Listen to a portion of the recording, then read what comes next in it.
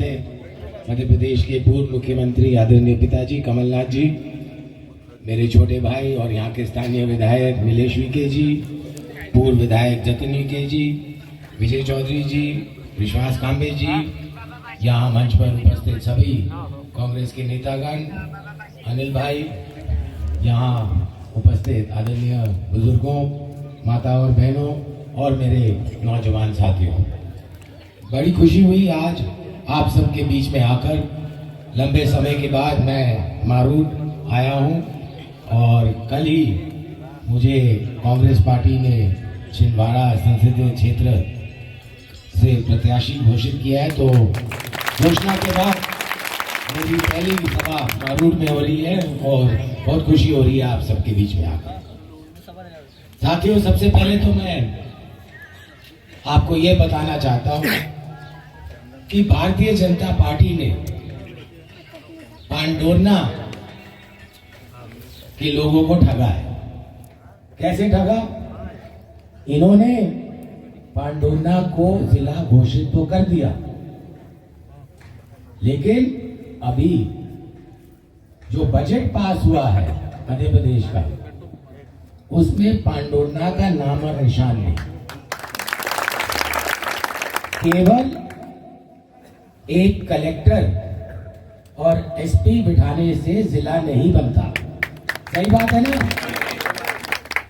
और ओलावृष्टि होती है, किसानों के फसल बर्बाद होते हैं, तहसीलदार सर्वे करता है, फिर एसडीएम के पास जाता है, फिर यहाँ के कलेक्टर जिनके पास कोई काम नहीं है उसके पास जाता है, फिर वो फाइल छिंदवाड़ा जाती है।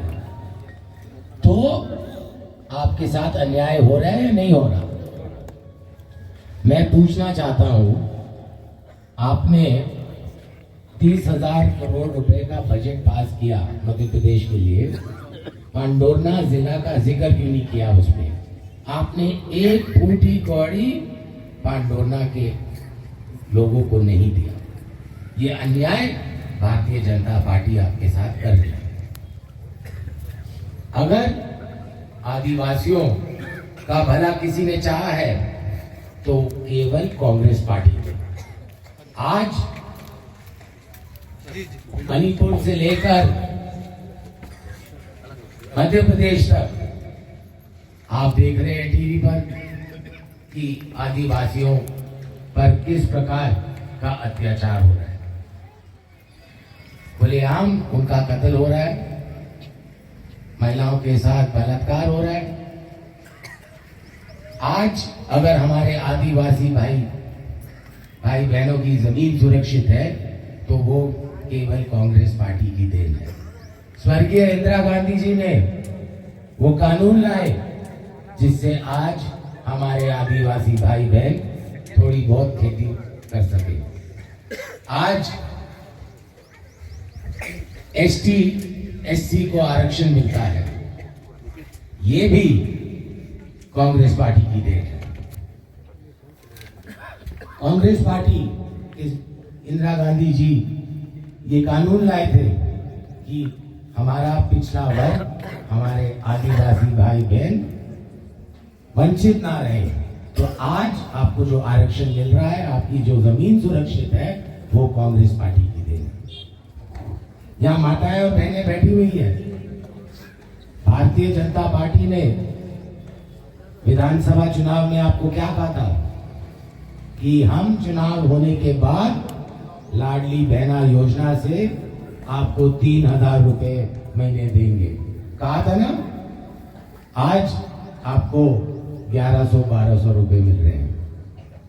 और ये भी सुन लीजिए, नोट कर लीजिए कि लोकसभा चुनाव होने के बाद ये जो 1,000-1,200 रुपए मिल रहे हैं, ये भी बंद हो जाएंगे।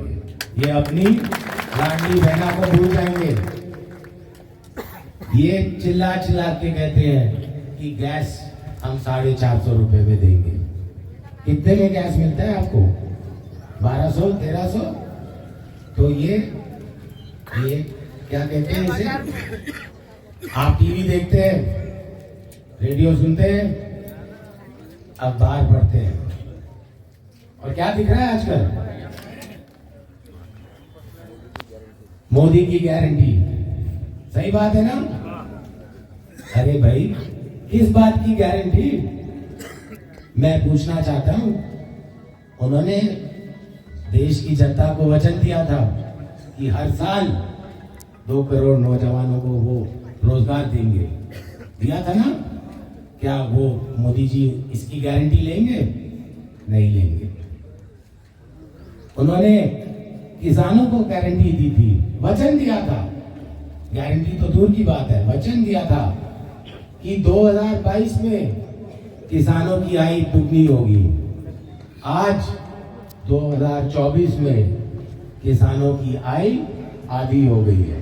सही बात है ना? बैरियर की बात हो रही थी, गोधन खापा डैम की बात हो रही थी। क्या मोदी जी इसकी गारंटी लेंगे?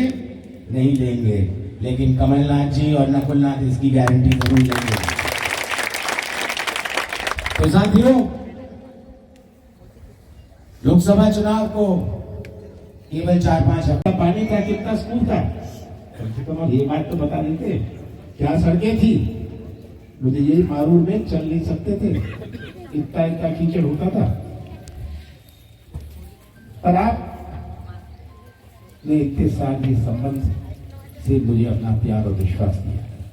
इस प्यार और विश्वास से मुझे बल और शक्ति मिली। या मैं आता हूं, पुराने चेहरे देखता हूं तो मुझे अपनी जवानी भी याद आती है और खुशी होती है कि आपने जो मुझे बल और शक्ति दी अपने प्यार और विश्वास से। मैं आपकी ताकत नहीं हूं, आप मेरी ताकत है, ये याद रखिए। और अपने जिले के हमसे जुड़े रहने के लिए हमारे YouTube चैनल को सब्सक्राइब करें और नई वीडियो की नोटिफिकेशन के लिए बेल आइकॉन को दबाएं। अगर आप ये वीडियो Facebook पर देख रहे हैं तो लाइक जरूर करें और ज्यादा से ज्यादा शेयर करें। धन्यवाद।